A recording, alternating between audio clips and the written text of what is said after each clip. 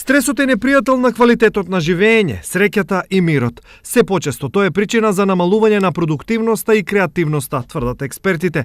За да се ослободиме од него, мора да ја зголемиме свесноста за самите себе, зашто тоа е единствениот начин за живот без стрес. Ова денес од Штип го порача реномираниот учител на фондацијата Art of Living.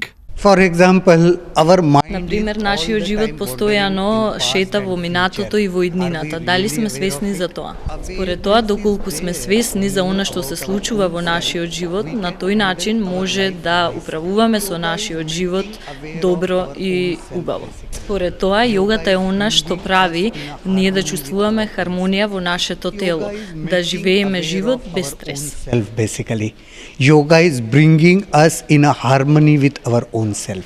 Токму ова е главна цел на семинарите кои ги организира оваа фондација.